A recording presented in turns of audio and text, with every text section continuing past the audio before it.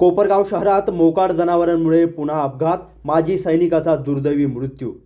कोपरगाव शहरातील मोकाट जनावरांचा प्रश्न दिवसेंदिवस गंभीर होत असतानाच मोकाट जनावरांच्या धडकेत गंभीर जखमी झालेल्या आणखी एका व्यक्तीचा उपचारादरम्यान दुर्दैवी मृत्यू झाला आहे। किशोर मच्छिंद्र शिंदे वय 44 वर्ष, राहणार मुर्शदपूर तालुका कोपरगाव यांचा आज 15 ऑगस्ट रोजी दुपारी 1 वाजता पुणे येथील न्यू कमांड हॉस्पिटलमध्ये उपचारादरम्यान मृत्यू झाला।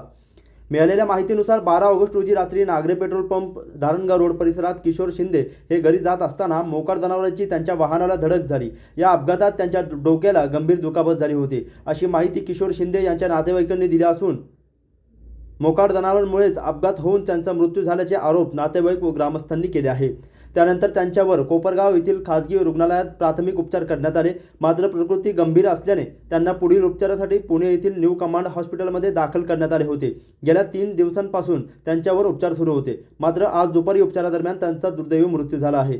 किशोर शिंदे यांनी भारतीय सैन्य दलात तब्बल 18 वर्षे सेवा बजावली होती। सैन्यसेवेनंतर ते आडत व्यापारी म्हणून कार्यरत होते। त्यांच्या निधनामुळे कुटुंबीय, नातेवाईक आणि परिसरातील नागरिकांमध्ये हळहळ व्यक्त होत आहे। विशेष म्हणजे कोपरगाव शहरात मोकाट जनावरांच्या धडकेत मृत्यू होण्याची ही दुसरी घटना असल्याने नागरिकांमध्ये तीव्र संताप व्यक्त होत आहे। यापूर्वीही मोकाट जनावरांमुळे अपघात होऊन मोबाईल व्यावसायिक विकास डुंबरे यांनी आपला जीव गमावला। अशाच प्रकारच्या घटनांमुळे अनेक नागरिक गंभीर जखमी देखील झाले आहे। या पार्श्वभूमीवर शहरातील मोकाट जनावरांचा तातडीने बंदोबस्त करण्याची मागणी नागरिक तसेच विविध राजकीय पक्षांकडून सातत्याने केली जात आहे। मात्र वारंवार अपघात आणि जीवितहानी होऊनही शहरातील मोकाट जनावरांचा प्रश्न कायम असल्याने या परिस्थितीला जबाबदार कोण, असा संतप्त सवाल नागरिकांकडून उपस्थित केला जात आहे। नागरिकांच्या जीविताला धोका निर्माण होत असताना प्रशासन आणखी किती बळी जाण्याची वाट पाहणार, असा सवालही आता उपस्थित होत आहे। किशोर शिंदे यांच्या मृत्यूने कोपरगावातील मोकाट जनावरांचा गंभीर प्रश्न पुन्हा एकदा ऐरणीवर आला आहे। वारंवार अपघात, गंभीर दुखापती आणि आता एका माजी सैनिकाचा गेलेला जीव, यानंतर तरी कोपरगाव नगर परिषदेतील सत्ताधारी आणि प्रशासन जागे होणार का, असा संतप्त सवाल नागरिकांकडून केला जात आहे। आता आणखी किती जीव गेल्यानंतर नगरपालिका मोकाट जनावरांच्या बंदोबस्तासाठी ठोस आणि कायमस्वरूपी पाऊल उचलणार, याकडे संपूर्ण शहराचे लक्ष लागले आहे। आमचे दाजी किशोरजी शिंदे साहेब यांनी 12 तारखेला घरी येत असताना त्यांना नागरे पेट्रोल पंपावर जरा जोराची मोकाट जनावरांची धडक बसली। त्या धडक बसल्यानंतर त्यांना डोक्याला मार लागला, पण तात्काळ त्यांना मुळे हॉस्पिटलला नेऊन उपचारासाठी तिथं नेलं होतं।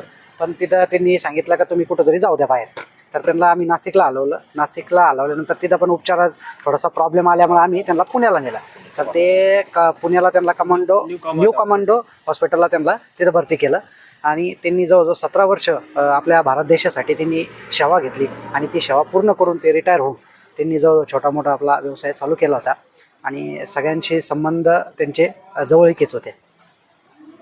आणि ह्या जनावरांचा नगरपालिकेने, प्रशासनाने थोडा लवकरात लवकर बंदोबस्त करावा, कारण की या अगोदर पण 2-3 दिवस अगोदर पण एक उपमुख्याध्यापक साहेबांची पण फडके हॉस्पिटलला धडक झाली। त्याच्यानंतर अशा छोट्या मोठ्या 2-3 गोष्टी झाल्यात कोपरगावात, तर त्याचं प्रशासनाने काळजी घ्यावी आणि लवकरात लवकर नगरपालिकेने त्याच्यावर कारवाई करावी।